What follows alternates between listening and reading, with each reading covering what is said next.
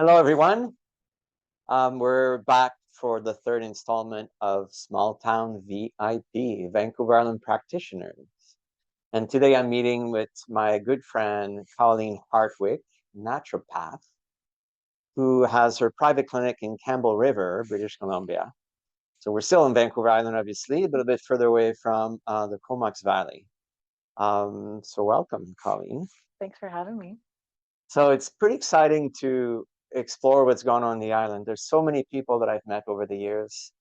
And the reason for this series is that online we see these people that are big names, right? And then of course they have done good things, but they seem so far remote.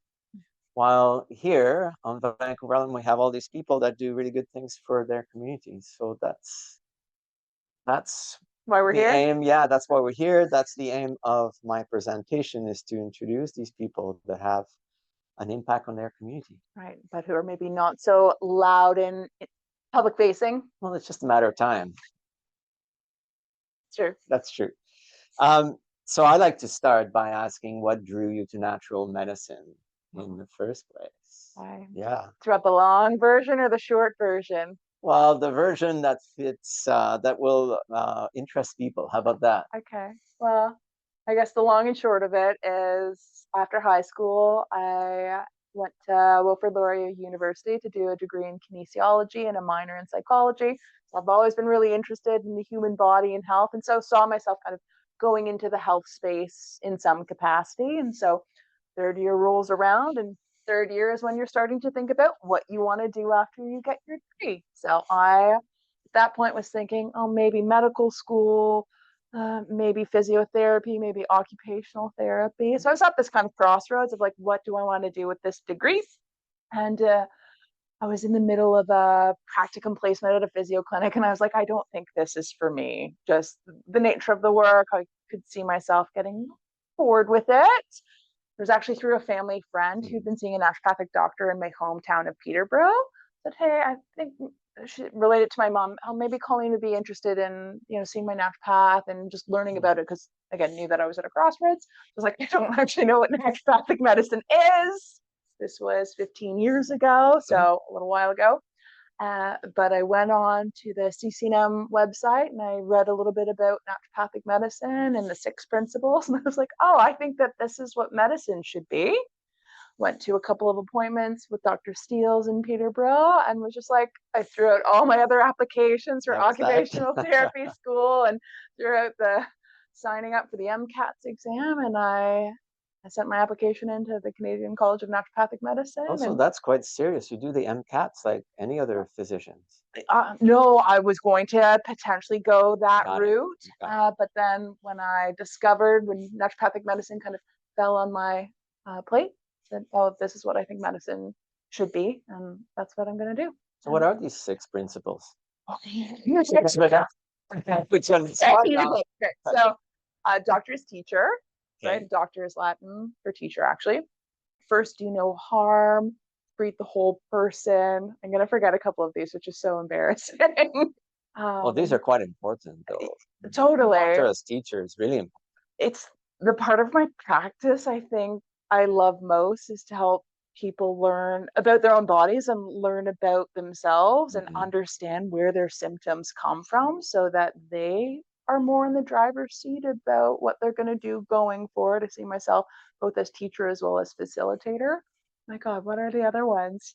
It'll come. It'll come. We'll come back to the other 3. Face to no harm, but that's one is true across pretty much all our practices. Correct. Right? Yeah. Right. Treat the individual is another one, right? So we don't do, protocol based or like algorithm based medicine. It's like, what does the individual need based on their unique constitution, genetics, diet, lifestyle, sex, all of those pieces.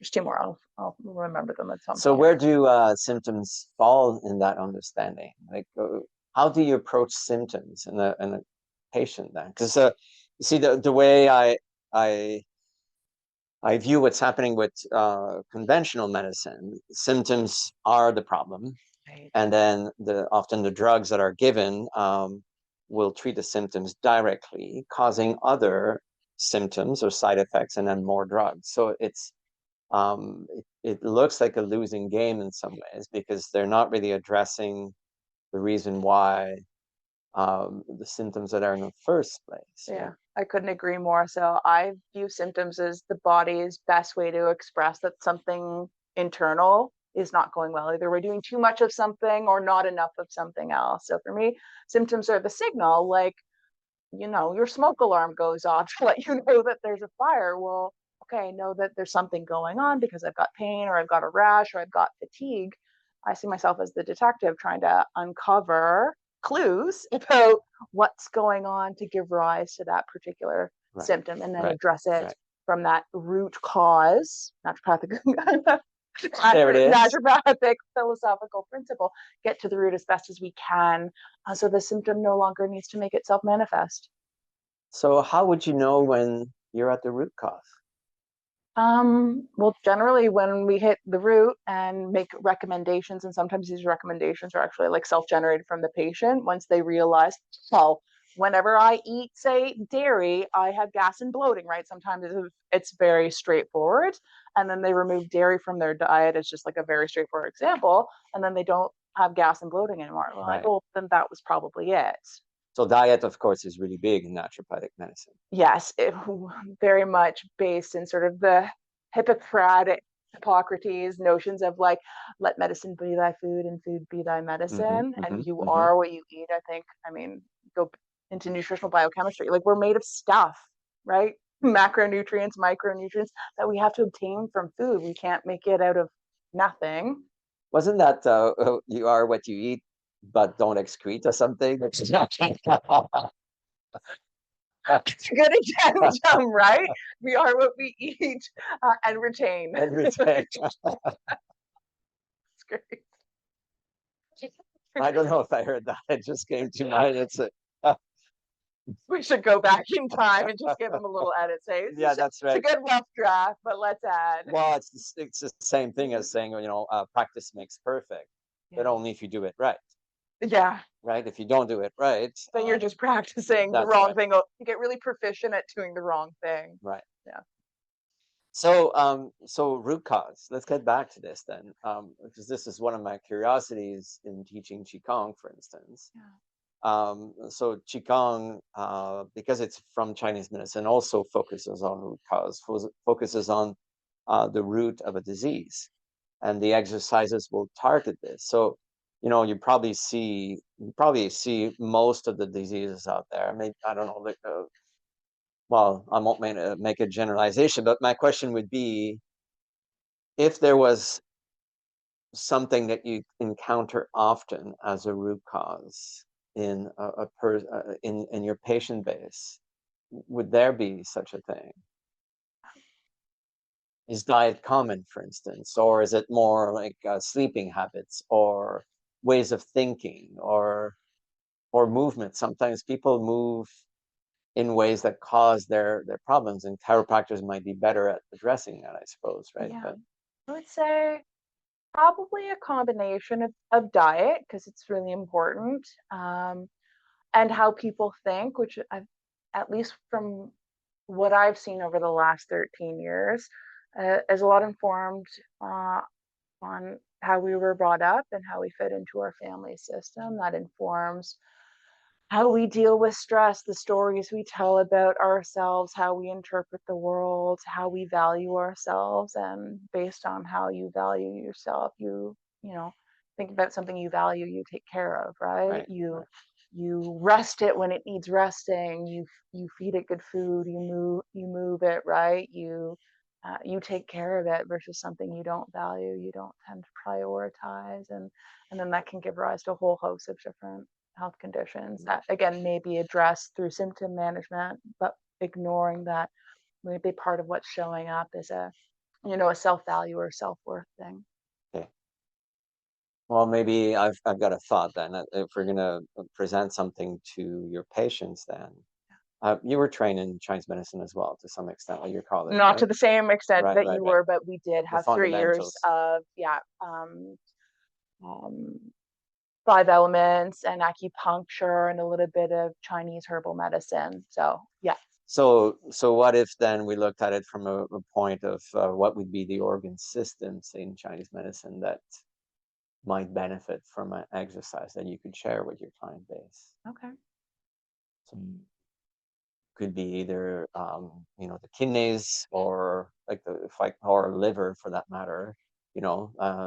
Congestion is actually, that might be a good one to do. I think so, yeah. Right. Because then I also see lots of, especially in recent years with I think more conversation around hormones and perimenopause, lots of Hmm. hormonal things and lots of curiosity around hormones and women's hormones is coming So how out. do you understand hormones with respect to the liver then? I mean, it's kind of obvious. Might be obvious to you, might be Yeah, not be yeah. obvious to you. But I guess I'll think of it a little bit more from a Western perspective, Hmm. just because I'm a little rusty on the Chinese medicine side of things. From a Western standpoint, liver is the main source of cholesterol, which is the scaffolding from Hmm. which we make hormones. The sex hormones, estrogen, progesterone, testosterone, are all derived from cholesterol, which is again mainly made in the liver. As well, the liver is the main detoxification organ, so it's Hmm. both the site of manufacturing as well as disassembly of these hormones. So a healthy functional liver tends to lead to healthy hormone balance. Right. Right. Which is perfect, because the exercise, and I'll share that later, is actually meant to keep that balance of breaking down and making up. And it's a very simple exercise. I'm excited. But that's the idea, is it understands or accepts or puts in the story of the exercise the fact that the liver is busy always Yeah. breaking things down and then putting things together again. Great. I'm Yeah. excited. Um, you touched on cholesterol. This is also, I suppose, one of my pet peeve in general medicine, because I understand that conventional medicine and the standard of practice is pretty much the moment one is diagnosed with high cholesterol, drugs like Lipitor must be given. And I know things have changed a little bit somewhat now. Uh, the part that, from a natural medicine point of view, that's difficult to accept in this treatment is in part what you just said, but the also cholesterol is involved in all tissue repair. You might want to comment on that, just from your perspective.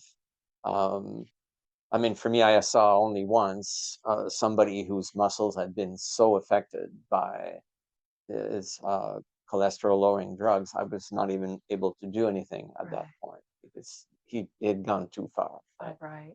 Right. Yeah. So, yeah, cholesterol, not just an important sort of piece of scaffolding to make hormones, including the stress hormone.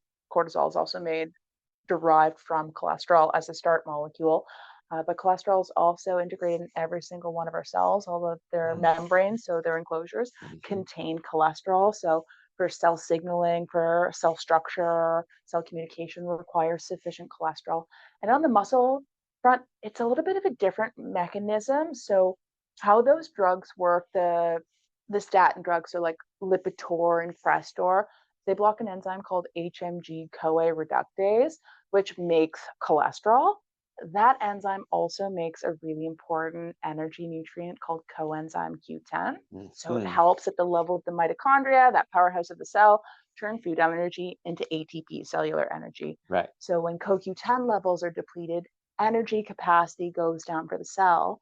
And the really energy dependent cells, like muscles, they start to starve for energy. They can produce a bunch of lactic acid, they get acidified, then we get pain. And in an extreme form, a condition called rhabdomyolysis, where the muscle cells are dying. Not good news. Not good news. And I wish that there was more conversation, which I don't see enough of. And it actually does need to happen legally as medical doctors and naturopathic doctors.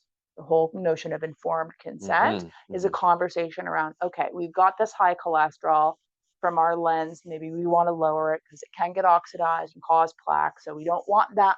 We don't want you to have heart attack and stroke the next 10, 15 years or what have you. So we're thinking of the Lipitor, but then here are the potential side effects. Are you okay with that? Really, doctors should be recommending CoQ10 at the very least if they're going to do a statin. Well, if only to balance the oxidative stress Precisely, and Right. address the most direct nutritional deficiency Right. caused by that drug class. Because my understanding too that in blood vessels, cholesterol accumulate because there's actually stress to the damage to the blood vessels. So yes, cholesterol becomes a problem eventually, but it's there because the root cause Yes. is not cholesterol itself. Yeah, no, the plaques, as I communicated to patients and to students, it's like spackle you used on cracked drywall, right? We could think of the drywall Right. as the lining of your blood vessels. If they get microscopic cracks from inflammation and oxidative stress, cholesterol comes along as plaque. So here we're focused on the cholesterol as the problem. You're like, no, cholesterol is actually a coping mechanism to a deeper underlying problem. And if we can address the inflammation, oxidative stress with diet, with stress management, with sleep, with exercise, maybe the cholesterol levels go back to more ideal and Hmm. they're at least less vulnerable to oxidation, getting sticky and attaching to blood vessel walls. Right. Um, so here's another one then. Since the liver is involved in treating cholesterol, Yeah. you probably know what the emotion is around the liver, right? Arr, Yeah, anger. anger. And I like to look at it more as anger spectrum because it can start all the way from annoyance and irritability before it mounts to this place where it's uncontrollable, like it's explosive, like anger or rage, even, right? Right. Okay. So, in what way do you see that emotion involved in people's presentation when they have, say, liver issues? Mm, this is such a good question. I've seen a lot of patients have a difficult time with anger. So what I've tended to see is a lot of patients who um, have, in large part in their childhood, seen like inappropriate expressions of anger. So like really big anger. So it made them really afraid of anger. Mhm. And so their inclination was, I never want to be angry. And yet anger has it like a tool in a toolkit. It's got its time and place, right? Like sometimes anger is a useful emotion to feel if someone is threatening you or violating a boundary or what have you. So see a lot of I've seen a lot of patients with real repressed anger, but like any emotion, it wants to be expressed. So usually what'll end up happening is they become the sort of kettle that's boiling. So anger is festering, it's building, it's compacting, and then all of them will erupt in anger commonly before their menstrual cycle because the stress of the previous. The added stress of the change in hormones, Yes, right? we've gone from 3 weeks of high hormones that help to buffer our brain from stress to no hormones leading into menstruation and all of the stressors and the things we've let go or said like, oh, this is fine. It's not that big of a deal that the house is cluttered or kids are being annoying or my job is stressful or whatever. For 3 weeks that feels fine. And then all of a sudden it's not fine and they find themselves Right. getting pissed off or irritated and they're Easily triggered, right? totally. And they're so uncomfortable with it because they've done well enough suppressing it for the previous 3 weeks. And maybe they've got that backstory of like, oh, anger is scary. So I don't want to be that angry person. So it causes naturally a lot of conflict Right. in that period of low hormones. Good. Yeah. That's actually a really good point, and I think you highlighted it very well. And I was just reading that again. It's a really good reminder because I don't think at acupuncture school that point was stressed properly. Mm-hmm. So anger is the emotion for the liver. Joy is the emotion for the heart. Fear is the emotion for the kidneys. And then grief, sadness for the lungs, and obsessive thinking or mental activities for the spleen. Yeah. Well, the thing is that all these emotions are useful. Yeah. What's most important is to have an ability to have develop an ability to express those in when it's appropriate, Yeah. right? So if somebody is aggressing somebody else, it is appropriate on my place to step in and be angry or to be outraged and actually like really be cutting and say, no, you got to stop that right now. So the issues and emotions, which you pointed out, it's really good, is that it's not so much anger itself or joy in the heart. It's when joy is expressed either like hysteria Right. or the lack of joy, which is more like a sadness now or a depression, Yeah. right? So it's the excesses in one way or the other, either not enough anger or not enough response or too much anger, right? One way or the other, it's not healthy. Yeah. Fear, when you're on the edge of a cliff, it's good to have fear. It's really good to have fear. Yes, otherwise you might be a base jumper. That's right. And no, Well, base jumper is fine. I'm yeah. good with that. I'm good with that. Yeah, so make sure your wingsuit is all zipped It's up when you pull the appropriately. string and Yeah. the parachute is not deploying. Now that's healthy fear as well. Might not help anything, but But at least you're appropriate. You're having an appropriate reaction. that's right. So that's, so this in part is opening into whether it's the emotional symptoms or physical symptoms, that the body, when given room to do so, always responds to its best ability. And it's our willingness as natural medicine practitioners to uphold that birthright in the body to express itself through symptoms that helps the unfolding. And I think the homeopaths are the ones who've been the clearest about that when they say treat like with like. Like help the symptom. So if it's fever, for instance, or if it's a fear, even help the symptom reach its conclusion. It's there for a reason. Yeah. But then when we withhold things for a long time or we ignore the symptoms, and then they mount and mount and mount, and all of a sudden it doesn't feel right to express the huge anger or rage. Right. Or to be, say, at a place where now it's cancer as well. What, I'm supposed to trust cancer? Right. But cancer takes years. Yeah. Right. And most of the chronic diseases, debilitating diseases, they mount over years. There are exceptions, of course, but it's in the ability to trust the symptom. So what would you add from a naturopathic medicine point of view on this? Like, how do you invite your clients to trust their symptoms? I think for me, it comes back to that education piece, right? To help explain like what the symptoms are trying to convey, whether again, it's say a skin rash, and rashes when they're red and they're itchy, it's an indication of inflammation. Well, then where does inflammation come from? And then I invite them to explore with me, like, where does inflammation come from? Well, in part, it's a signal from your immune system that something is irritating or damaging the cells. So could that be to do with stress? Could that be to do with their lack of sleep? Could that be to do with their diet? So in helping them understand the process and what underlies the process, it helps them understand that when a symptom like a skin rash shows up, it's not their body betraying them, but just trying to inform that again, that's right, something that you're doing or not doing is essentially ringing the inflammation alarm bell. So if you want the inflammation to go away, I mean, we could suppress it, but that just drives it deeper. Or we could say like, hey, what am I doing or not doing that's allowing this symptom to express itself, and change what I'm doing, and I'll change my symptom profile. As a natural health practitioner, and like any other practitioners, whether we're doctors or nurses, there's us as professionals and there's us as people.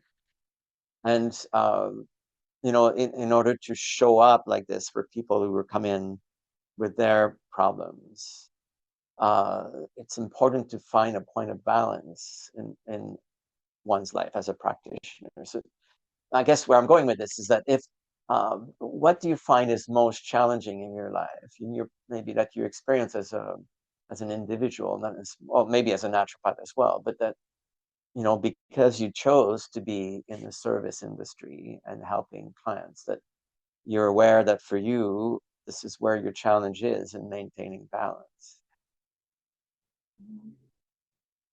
I guess there's a couple of pieces that I've found challenging, but then I've been able to, I think, do a pretty good job of navigating. So the first challenge was when I moved to Campbell River and started my practice here, having come from Toronto, which is a really big city, to a small community. I just found the separation between like personal life and professional life really difficult. There's more of a likelihood of potential dual relationship and or just like limiting your social pool. So like, oh, you're a patient, we can't really be friends. It's a weird ethical gray zone.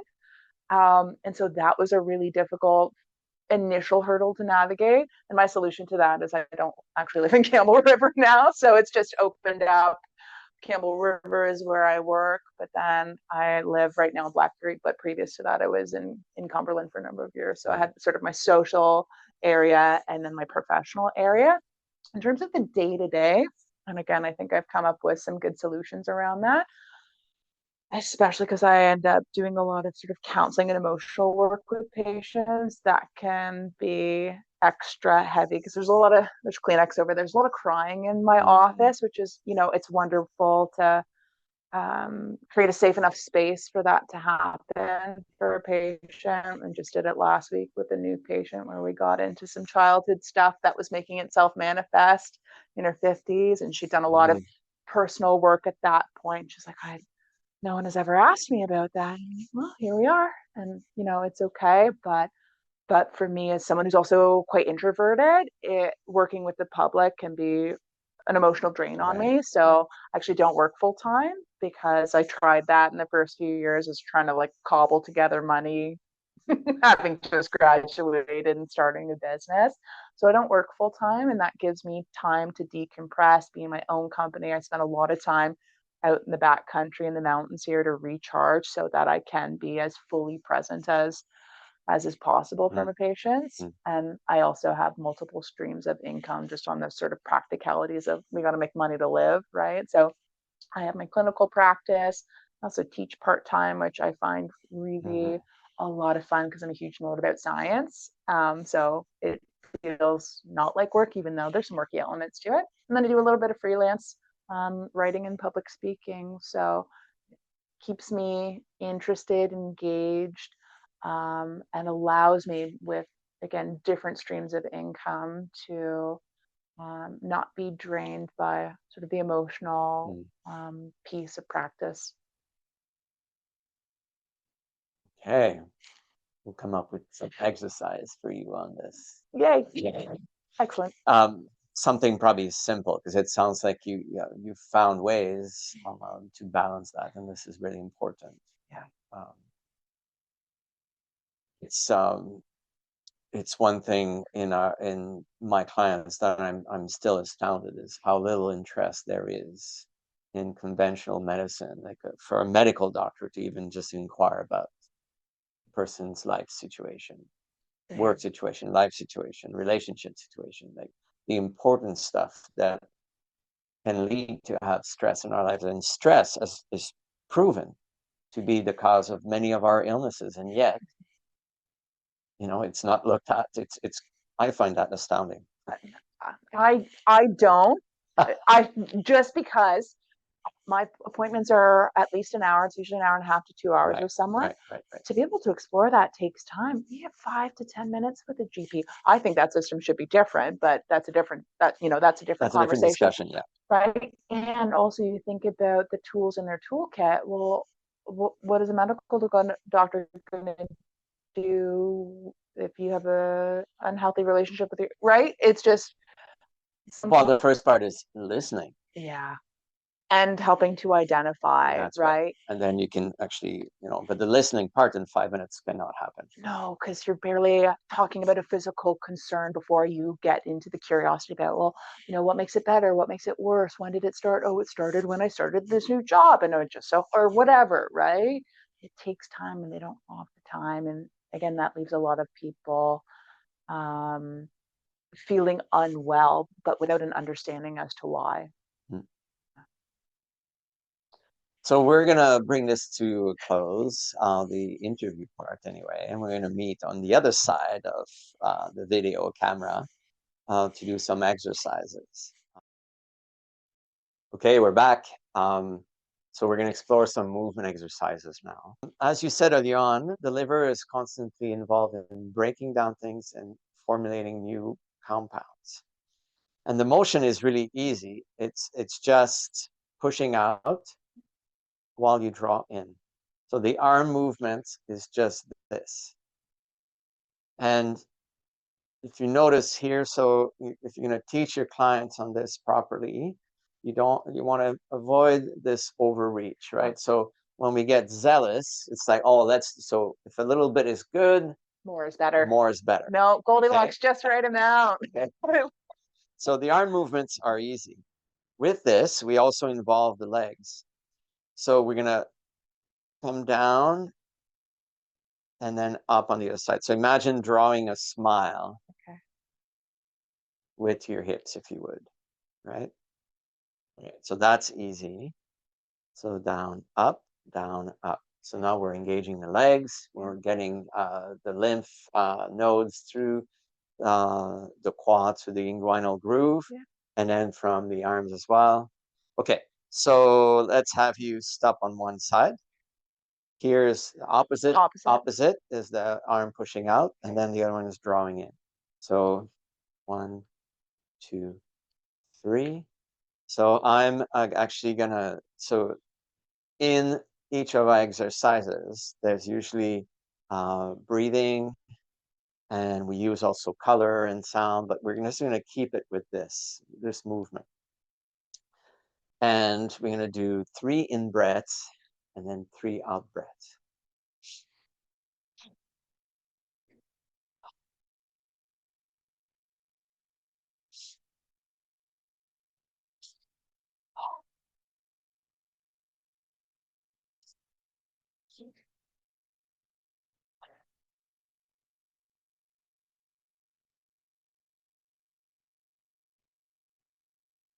So I'm going to slow it down a little bit.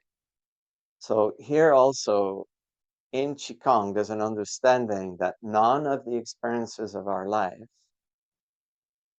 come with no reason. There's a reason for everything that we encounter in life. So as we release, we're releasing expressions of anger, irritability, annoyance, rage that no longer serve us.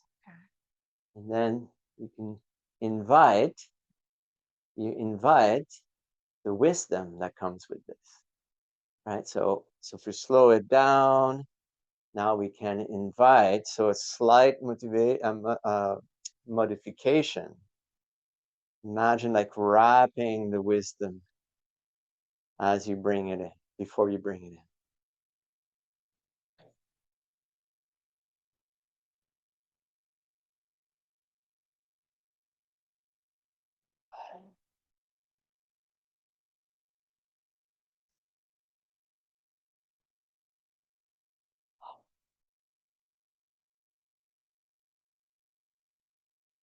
So the tendency, of course, is to start going faster, right? So if you're going to include this movement here, you need to do it a bit slower so that you take the time to wrap the wisdom as you draw it in. So the idea here, if we're going to build new molecules on the other side of what we release, we want to inform that with a bigger principle, the wisdom of life.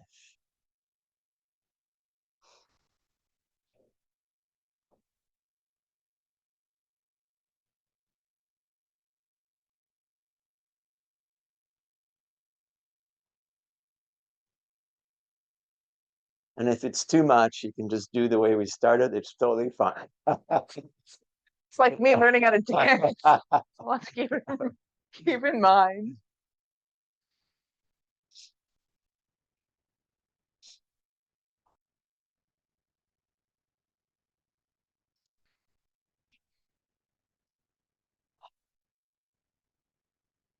And then we finish this normally with a bit of movement. So this exercise, I'm probably going to be sharing it quite often because it's one of the basic exercises that we do in Qigong. And we can use it to clear things, and we can use it to bring energy in. And we can also use it to create, to energize the energy shield around us. So my suggestion to you,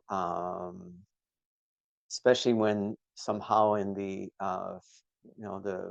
the pre-session conversation or whatever, when you find out, okay, I'm coming in with a long history of abuse or something like that, you know that it might get heavy. So, so we can tailor this exercise. It's called bringing down the heavens for each of these purposes. So first of all, so let's say you just had a difficult session, client's gone. You can do it in your mind, or you can do it with your fingers and you'll see what I mean by with that in a moment.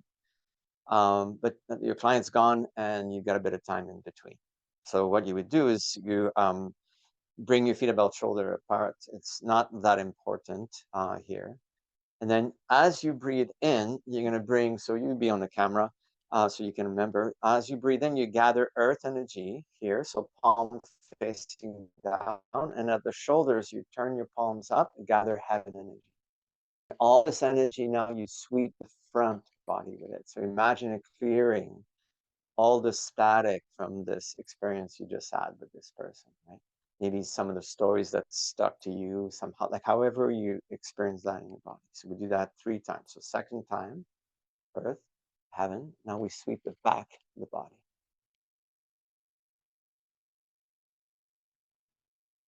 So this one person you just saw, like just feel into that story you just that you experienced with her. Notice how you experience it in your body. You have? Okay, good. So breathe in, earth, heaven. Now enter this flow through your crown. So we're going to focus on all internal organs, and in particular this one that is bearing that story right now. And you're letting go what no longer serves you in that story. Right through the center of the legs, all the way down. Did you feel that? Did that? Okay. Right. It's that simple, that powerful. Okay. Now, so typically we use that in different places in our, we have a healing workout that I've been teaching lately, actually. So you can also then collect earth energy, heaven's energy. And now you use that to strengthen the front of the body, all the yin meridians and the yang of the stomach. And again, so gather the beauty of the earth and the heavens, and you bring that in the back.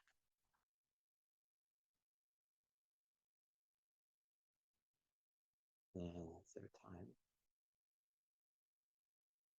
Guiding that through the crown. You can slow down if you want. And imagine those 5 colors coming through. And then at the heart, the red goes in, the white into the lungs, the yellow in the spleen, the green in the kidney, the liver, and then the blue, dark blue. And that's one way to bring, and you know those color associations, right? Okay, so that takes care of the internal environment. Now in Qigong, we also understand the aura as these 3 Wei Qi fields. So the Wei Qi is our protective energy. So in TCM, we learned that it flows between the skin and the, what do you call it, underneath the skin, like the muscles, but the skin and the rest. Anyway, so but in Qigong, it's these protective layers we have around. So we have a physical layer that's extend to about 15 centimeters, 10 to 15. We have an mental emotional layer that goes to about 30 to 45, and beyond that, the spiritual layer. And these all have colors, okay, right? So we'll do the same movement again, but now we're going to gather white. So the purest color of white you can imagine.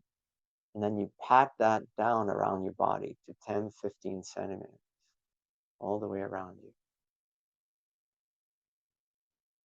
The next one is the beautiful blue of winter sky, like the light blue, flame blue. So from the edge of the white out to 30, 45 centimeters. You can imagine that packing around your body.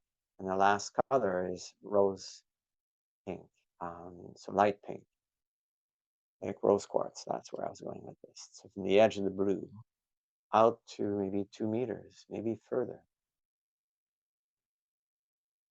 What you just did with this now is that you recognize that these fields are our first layer of defense when people come in with their shit. And so, and it's not so much a wall, because walls tend to be challenged. Whenever a wall is put up in the history of humankind, somebody challenged it eventually, right? So this is about understanding that as I align myself with divine energy, this radiates out naturally. And it's you have to try and experience it to realize that it actually does keep you in a better, in a safer place. Part of it too. So let's do it once more here. Now bringing, say, all these three colors through the crown again, through the organs, through the center of the legs, and at the feet at Kidney 1, let them extend below you into a root that goes forward, back, to the right and left, and below you.